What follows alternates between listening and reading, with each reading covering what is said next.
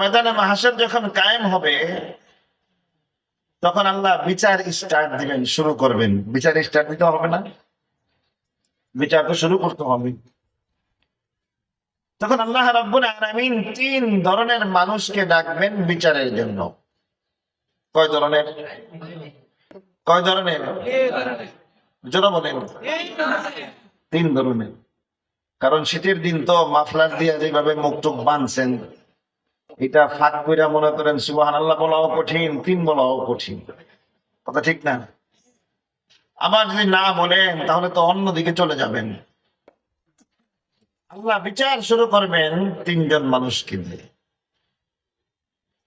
সর্বপ্রথম আল্লাহ রাব্বুল আলামিন একজন সখী মানুষ, দাতা মানুষ, যে নাকি সব জায়গার মধ্যে দান করে, বড় বড় ডোনার, তিনি ডোনেশন দিয়ে থাকেন, এমন একজন সখী মানুষকে ডাকবেন। কারণ মানুষ দুনিয়াতে তিনটা জিনিস দিয়ে বাহাদুরি করে, সুনাম অর্জন করে। কয়টা জিনিস দিয়া? তিনটা। এই তিন ধরনের মানুষকে ডাকবেন, তিন তবকার মানুষকে। একটা হলো টাকা পয়সা যার থাকে, তার সুনাম খুব বেশি থাকে। কথা ঠিক না? এলেম কালাম থাক আর না থাক, শিক্ষিত থাকুক আর না থাকুক, সাইন করতে পারুক আর না পারুক, এলাকার মধ্যে কিন্তু তার কথা ছাড়া বিচার হয় না। আছে না? টাকা আছে তো। কোরআন শরীফ পড়তে পারুক আর না পারুক, ওযু করতে পারুক আর না পারুক, নামাজ পড়ুক আর না পারুক, কিন্তু মসজিদ কমিটির সভাপতির পদটা কিন্তু তার থাকে। ঠিক না? কারণ টাকা আছে, যখন লাগে যা কিছু সে দেওয়ার জন্য প্রস্তুত হয়ে যায়। সবাই চিন্তা করি আগেই রাখি যখন পাওয়া যায়। মানুষ দুনিয়ার মধ্যে শোহরত, প্রসিদ্ধতা, এটা অর্জন করে তিনটা জিনিসের মধ্যে একটা হলো টাকা। সখী ব্যক্তিকে ডাকবেন,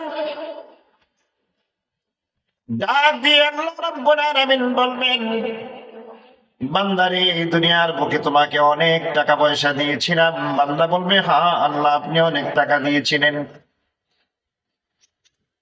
তুমি তো বড় দান করেছিলেন। বান্দা বলবে যে হ্যাঁ, অনেক দান করেছি।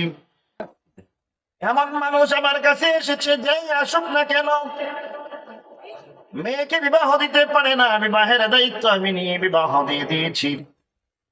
থাকার জন্য ঘর ছিল না, ঘর আমি নির্মাণ করে দিয়েছি। যত রকমের মুসিবত হতো আমার কাছে আসতো, রব্বুল আলামিন আমি দুই হাতে খরচ করেছি। এবার আল্লাহ বলবেন যে হ্যাঁ, আমি সব জানি, আমার জানা আছে। বান্দা বলবে যে আল্লাহ, আমি আপনার রেজা এবং সন্তুষ্টির জন্য দিছি। আল্লাহ ডাক দিয়ে বলবেন, বান্দারে দুনিয়ায় টাকা তোমার অনেক ছিল, অফুরন্ত সীমা ছাড়া তুমি দান করেছিলে, সব কথা ঠিক আছে, কিন্তু একটা জিনিসের কমি ছিল। সেই জিনিসটা হলো, তুমি যে দান করেছো, দুনিয়ার মানুষ তোমাকে সখী বলবে, বড় দাতা বলবে, বড় দেনেওয়ালা বলবে। দুনিয়াতে তোমার এই চর্চা হয়ে গিয়েছে, কিন্তু আমার রেজা এবং সন্তুষ্টির জন্য একটা টাকাও দেও নাই। যা পাওয়ার ছিল দুনিয়াতে পেয়ে গিয়েছো, আখিরাতে তোমার জন্য কোনো নসিব নাই, অংশ নাই, কোনো হিস্সা নাই। যা পাওয়ার দুনিয়াতে পেয়েছো। আল্লাহ ফেরেশতাকে, জাহান্নামের ফেরেশতাকে ডাক দিয়ে বলবেন, এই বান্দাকে অর্ধমুখী করে পায়ের মধ্যে বেঁধে টানতে টানতে তাকে জাহান্নামের মধ্যে ফেলে দিয়ে আসো। বলেন নাউজুবিল্লাহ।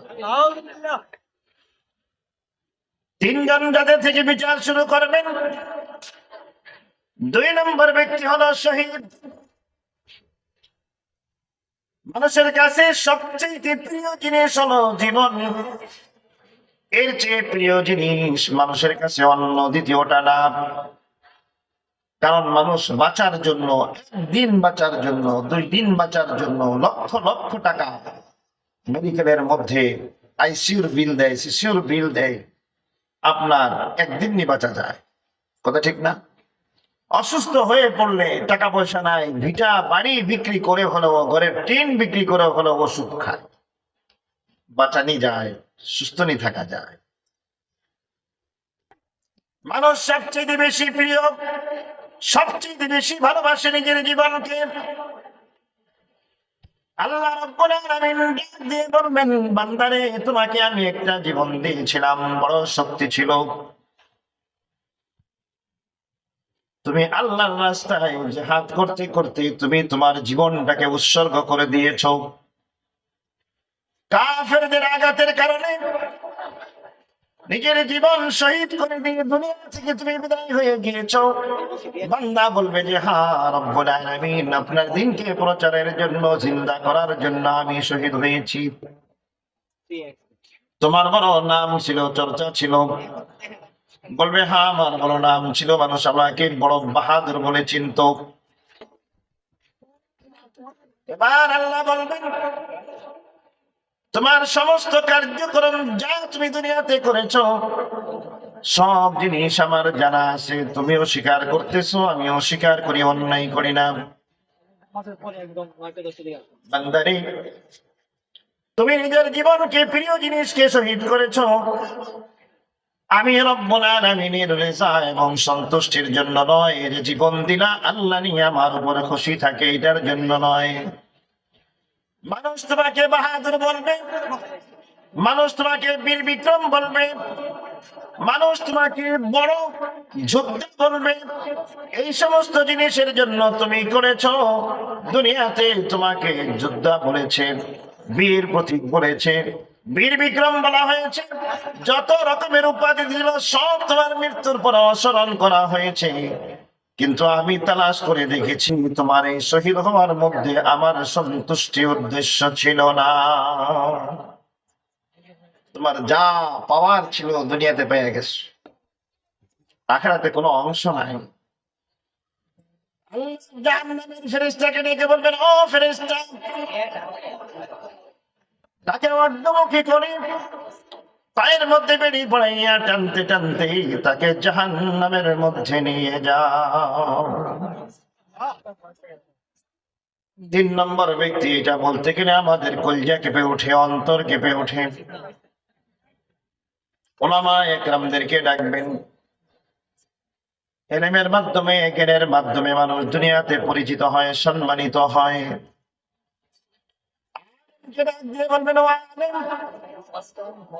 কত রাত্র তুমি জাগ্রত ছিলে ইলম শেখার জন্য, বড় মেধা ছিল তোমার, বড় স্টাডি করতা, লেখাপড়া করতা, মুতাআলা করতা। হাল না, আমি বড় মেহনত করেছি, দেশের এক প্রান্ত থেকে অন্য প্রান্ত পর্যন্ত তুমি ওয়াজ করে করে, আলোচনা করে মানুষকে শুনিয়েছে। বলে হাল না, শুনিয়েছি। কণ্ঠ বড় ভালো ছিল, মানুষ নি তোমাকে, তোমার কণ্ঠ শুনে সব পাগল হয়ে যেত। বলে হ্যাঁ, আল্লাহ আপনার দিনকে প্রচার করেছি, আপনার জন্যই করেছি। থামো দিয়ে বলবেন, থামো থামো, তোমার উদ্দেশ্য ছিল মানুষ তোমাকে বড় বক্তা বলবে, তোমার আলোচনা বড় মধুর এটা বলবে, বড় মিষ্টি এটা বলবে। সব দুনিয়ার বুকে বলা হয়ে গিয়েছে, বড় বক্তা তুমি ছিল, প্রচার ছিল, মানুষ তোমাকে বক্তা হিসাবেই ডাকতো, প্রচার তোমার অনেক ছিল। তোমার নাম শুনলে হাজার হাজার মানুষ জমা হয়ে যেত, আলোচনাও তুমি বড় মিষ্টি মধুর করতা। কিন্তু আমি তালাশ করে দেখেছি, তোমার ইলমের মধ্যে, তোমার আলোচনার মধ্যে, বয়ানের মধ্যে মানুষের ওয়াহ ওয়াহ বাহ বা পাওয়ার জন্য করেছো, আমি রব্বুল আলামিনের রেজা এবং সন্তুষ্টির জন্য করো নাই। তোমার যা উদ্দেশ্য ছিল দুনিয়ার মুখে পেয়ে গিয়েছ, মানুষ বড় বক্তা বলেছে, বড় বলনেওয়ালা, বড় বয়ান করনেওয়ালা বলা বলেছে, সবকিছু হয়ে গিয়েছে। তোমার জন্য আমার কাছে কোনো অংশ নাই। জাহান্নামের ফেরেশতাকে ডেকে তাকেও জাহান্নামের মধ্যে ফেলে দেওয়া হবে। আল্লাহ আমাদেরকে হেফাজত করেন। বোঝা গেল জান্নাত পাওয়ার বুনিয়াদী জিনিস হলো ঈমান এবং ইখলাস। ইখলাস হলো যা করব আল্লাহর জন্য করব।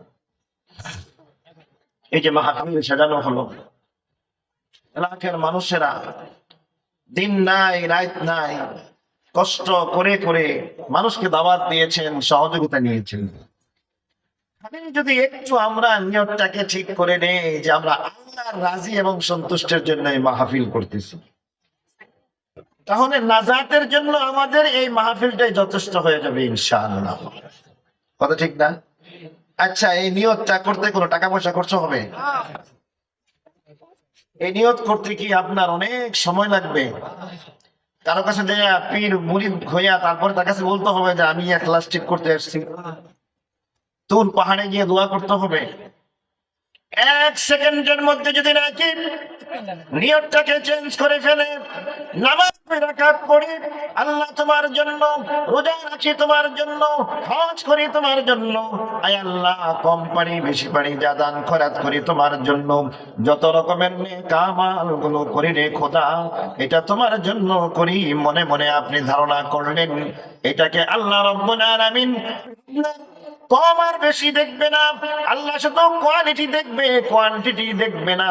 কার মালটা অত্যন্ত পিওর এবং ভালো এই জিনিসটা দেখে আল্লাহ বিবেচনা করেন, বিচার করেন।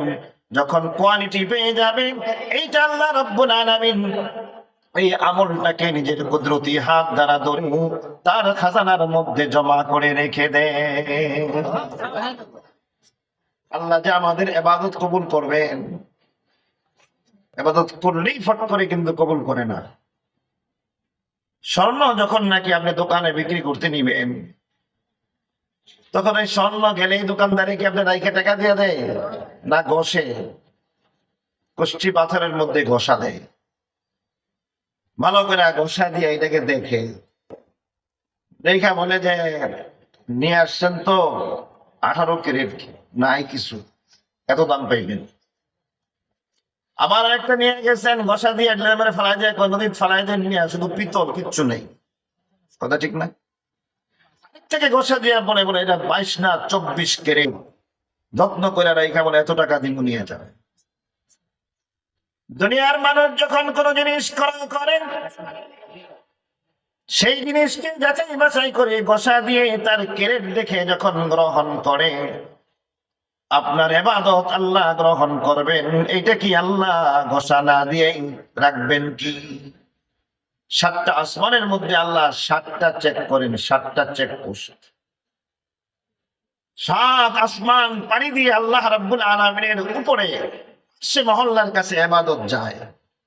যখন ঘোষা দিয়ে আল্লাহ দেখে প্রথম আকাশের দরজার মধ্যে আমল যখন যায়, তখন সেখানে দরজা খোলার আগে চেকিং পোস্ট বসা দিয়া দেখে এটার মধ্যে ইখলাস আছে কিনা। যখন তারা বলে যে হ্যাঁ ওকে, আগেরটাই পাঠায় দেয়। সেখানে গিয়া দেখে যে রিয়া মুক্ত কিনা, পাঠায় দেয় সামনে। পবিত্র ঠিক আছে কিনা দেখে। এরপর 7টা দরজার মধ্যে যখন নাকি চেকিং কমপ্লিট হয়ে যায়, ইমিগ্রেশন যখন পার হয়ে যায়, তারপরে বিমানে ওঠার অনুমতি দেয়। কথা ঠিক না? এটি আল্লাহ রাব্বুল আলামিন নিজের কুদরতি খাজানায় জমা রাখেন। আর যখন দেখে যে কিচ্ছু নাই, তখন নিচের আকাশের মধ্যেই ঝুলতে থাকে। হাদিসে আসছে কিয়ামতের দিন এই আমলটাকে, নোংরা আমলটাকে, যার মধ্যে আল্লাহর জন্য না বেজান একটা আমল আমি পাঠাইছিলাম, হাদিসের মধ্যে রাসূল বলেন যে ছিঁড়া দুর্গন্ধ কাপড়ের মধ্যে পেঁচায়া কাপড়ের মতন করে কিয়ামতের মাঠে মুখের মধ্যে মাইল দিয়ে বলবে এই নে তোর নামাজ, এই নে তোর রোজা, এই নে তোর যাকাত, এই নে তোর হজ। এই জন্য বুঝতে হবে যে আল্লাহর কাছে ইখলাস এবং ঈমানের সবচেয়ে দাম বেশি। কথা ঠিক না? দিলের মধ্যে যদি নাকি উল্টা পাল্টা থেকে থাকে, বৈশা আমরা নিয়ত ঠিক করে ফেলাই যা কিছু করব আল্লাহর জন্য করব।